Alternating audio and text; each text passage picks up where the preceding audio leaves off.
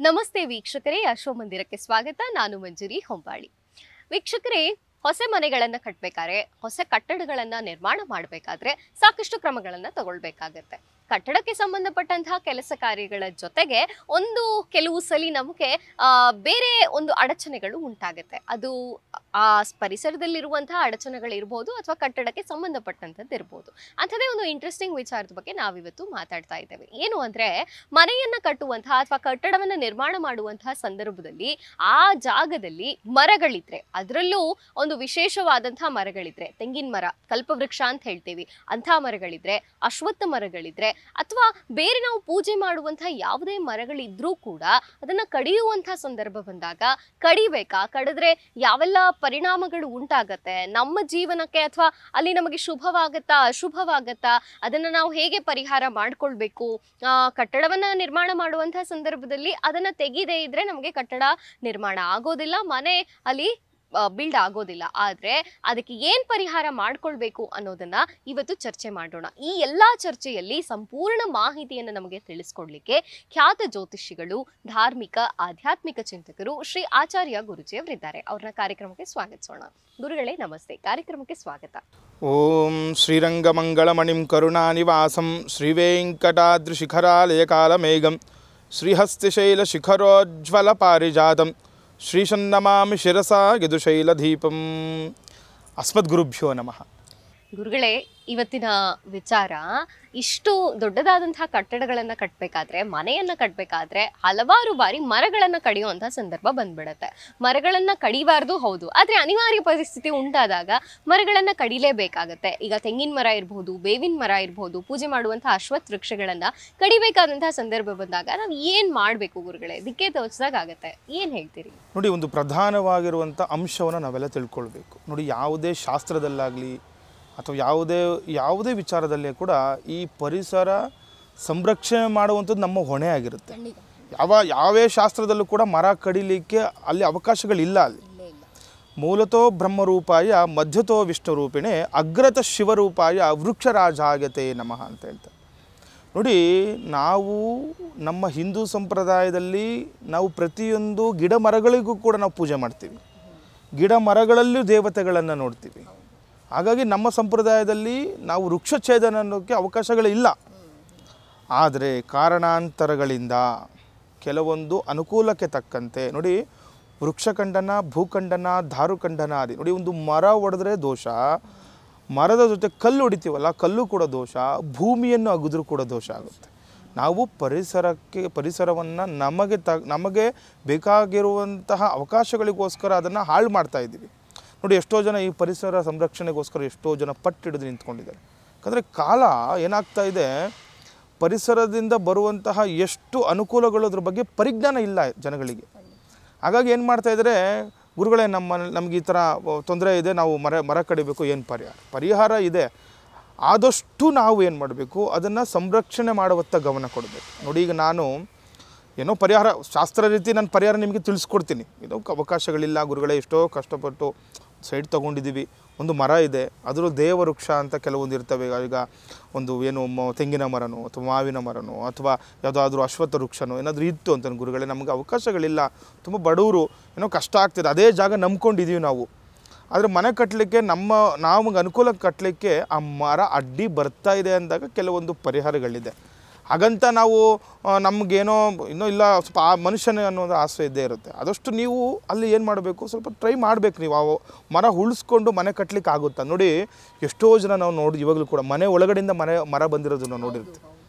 ಅಷ್ಟು ತುಂಬ ಇಂಪಾರ್ಟೆಂಟ್ ಅದು. ಪರಿಸರವನ್ನು ನಾವು ಮುಂದಿನ ಪೀಳಿಗೆಗೆ ಯಾವ ರೀತಿ ನಾವು ನೋಡಿ, ನಾವು ಇಲ್ಲಿ ಬಂದಿರೋದು ಸುಮ್ಮನೆ, ನಾವಿಲ್ಲಿ ಅದನ್ನು ಎಷ್ಟು ನಾವು ಸಂರಕ್ಷಣೆ ಮಾಡಲಿಕ್ಕೆ ನಮ್ಮ ಕೈಲಿ ಆಗುತ್ತೆ. ನೋಡಿ, ನಮ್ಮ ಕೈಲಿ ಒಳ್ಳೇದು ಮಾಡೋಕ್ಕಾಗಿಲ್ಲ ಅಂದರೂ ಪರವಾಗಿಲ್ಲ, ಕೆಟ್ಟದ್ದನ್ನು ಮಾಡಬಾರ್ದು.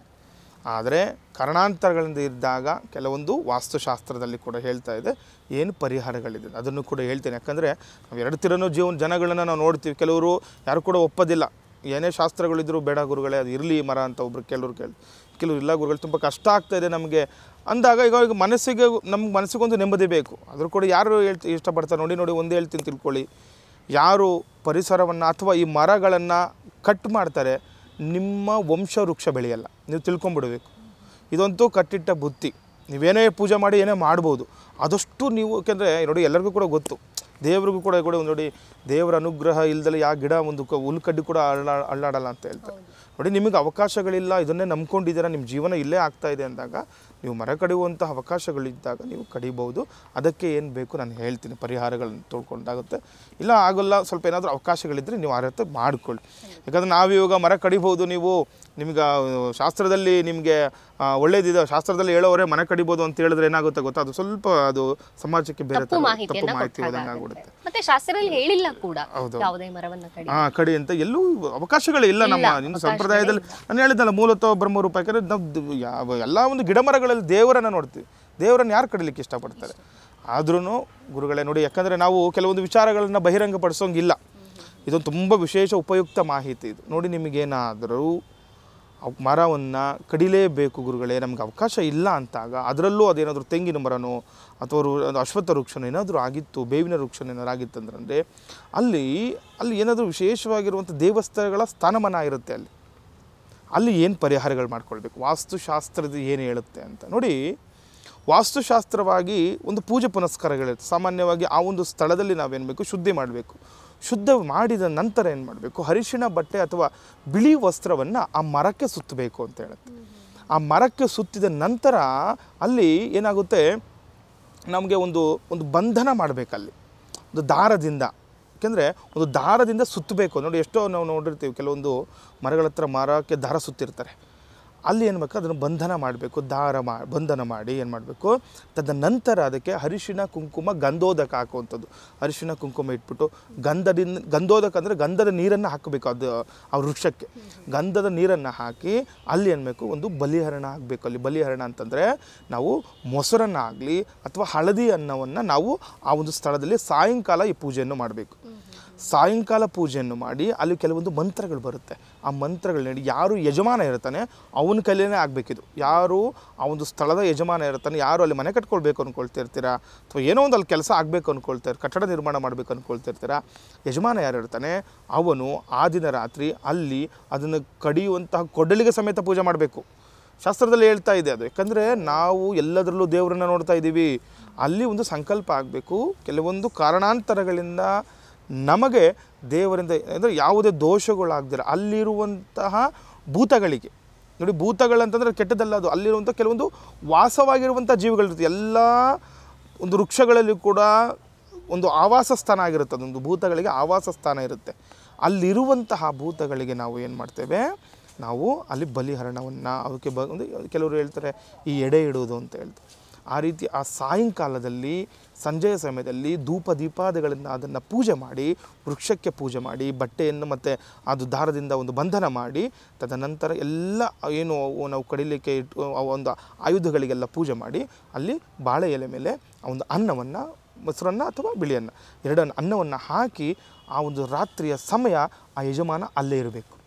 ಇದು ಶಾಸ್ತ್ರೋಕ್ತವಾಗಿರುವಂಥದ್ದು. ಸುಮ್ಮನೆ ಏನೋ ಗುರುಗಳು ಹೇಳ್ಬಿಟ್ರು ಅಲ್ಲಿ ಹೋಗ್ಬಿಟ್ಟು ಮರಕ್ಕೆ ಅರ್ಶಿನ ಕುಂಕುಮ ಒಂದು ಊದ್ಬತ್ತಿ ಪೂಜೆ ಮಾಡಿಬಿಟ್ಟು ಬಂದುಬಿಟ್ಟು ಪೂಜೆ ಕಡಿಯೋದಲ್ಲ. ಒಂದು ರಾತ್ರಿ ಆ ಬಲಿಹರಣ ಸಮೇತ ಅಲ್ಲೇ ಇರಬೇಕು, ಯಜಮಾನನು ಅಲ್ಲೇ ಇರಬೇಕು ಅಂತ ಹೇಳುತ್ತೆ ಶಾಸ್ತ್ರ. ತದನಂತರ ಪ್ರಾತಃ ಕಾಲದಲ್ಲಿ ಎದ್ದು ಸ್ನಾನಾದಿಗಳನ್ನು ಮುಗಿಸ್ಕೊಂಡು ಪುನಃ ಪೂಜೆಗಳನ್ನೆಲ್ಲ ಮಾಡಿ ತದನಂತರ ಅದನ್ನು ವೃಕ್ಷಚ್ಛೇದನ ವಿಧಿ ಅಂತ ಇರುತ್ತೆ. ಆ ವೃಕ್ಷಚ್ಛೇದನ ವಿಧಿ ಮುಖಾಂತರವಾಗಿ, ಯಾಕೆಂದರೆ ಅದು ಇದೇ ದಿಕ್ಕಿಗೆ ಬಿದ್ದರೂ ಕೂಡ ಅದು ಫಲನೂ ಕೂಡ ಹೇಳ್ತಾರೆ. ಯಾಕೆಂದರೆ ಅದು ಯಾವ ದಿಕ್ಕಿಗೆ ಬಿತ್ತು ಮರ ಅದರಲ್ಲೂ ಕೂಡ ಫಲ ನೋಡಿ ಹೇಳುವಂಥದ್ದಿದೆ. ಹಾಗಾಗಿ ಯಾವ ದಿಕ್ಕಿಂದ ಪ್ರಾರಂಭ ಮಾಡಬೇಕು ಅನ್ನುವಂಥದ್ದಿದೆ, ಎಲ್ಲಿಂದ ಅದೆಲ್ಲ ನೋಡ್ಕೊಂಡೇ ಮಾಡಬೇಕು. ಸುಮ್ಮನೆ ಯಾಕಂದರೆ ನೋಡಿ ನಾನು ಹೇಳಿದೆ ವಂಶನೇ ನಾಶ ಆಗುತ್ತೆ ಅಂತ.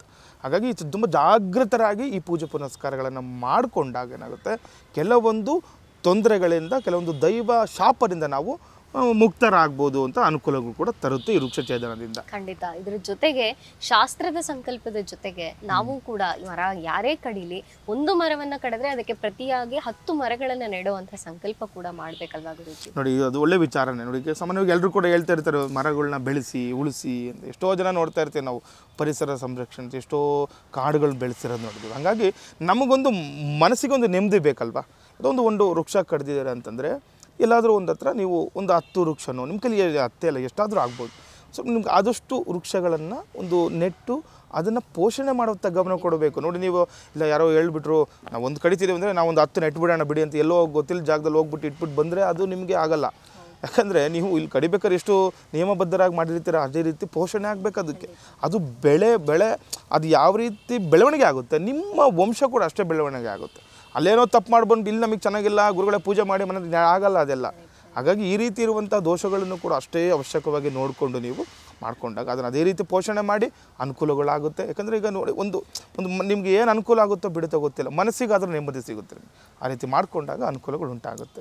ಖಂಡಿತ ಬಹಳ ಸೂಕ್ಷ್ಮವಾದಂಥ ಒಂದು ಎಲ್ಲರಿಗೂ ಬೇಕಾದಂಥ ಮಾಹಿತಿಯನ್ನು ಇವತ್ತು ತಿಳಿಸ್ಕೊಟ್ಟಿದ್ದೀರಿ ಗುರುಜಿ, ಧನ್ಯವಾದಗಳು. ಲೋಕಾ ಸಮಸ್ತ ಸುಖಿನೋ ಭವಂತು, ಸಮಸ್ತ ಸನ್ಮಂಗಲಾನಿ ಭವಂತು. ಶ್ರೀಮತೇ ರಾಮಾನುಜಾಯ ನಮಃ. ವೀಕ್ಷಕರೇ, ಬಹಳ ಸೂಕ್ಷ್ಮವಾದಂತಹ ವಿಚಾರ ಹಾಗೂ ಎಲ್ಲರಿಗೆ ಬೇಕಾದಂತಹ ಉಪಯುಕ್ತ ಮಾಹಿತಿಯನ್ನ ನಾವಿವತ್ತು ಗುರುಗಳಿಂದ ತಿಳಿಸ್ಕೊಂಡಿದ್ದೇವೆ. ಪರಿಸರದ ಒಂದು ರಕ್ಷಣೆ ಕೂಡ ನಮ್ಮ ಹೊಣೆ. ಒಂದು ಮರ ಅನಿವಾರ್ಯವಾಗಿ ಕಳೆಯುವಂತಹ ಸಂದರ್ಭ ಬಂದರೆ ಅದಕ್ಕೆ ಪ್ರತಿಯಾಗಿ ನಾವು 100,000 ಮರಗಳನ್ನು ನೆಡುವಂತಹ ಸಂಕಲ್ಪ ಮಾಡೋಣ. ನೆಡೋದಷ್ಟೇ ಅಲ್ಲದೆ ಅದರ ಪೋಷಣೆಯನ್ನ ಜವಾಬ್ದಾರಿಯನ್ನ ಕೂಡ ನಾವು ವಹಿಸಿಕೊಳ್ಳೋಣ. ಇದಾಗಿತ್ತು ಈ ಹೊತ್ತಿನ ವಿಶೇಷ. ನೋಡ್ತಾ ಇರಿ ಅಶ್ವಮಂದಿರ.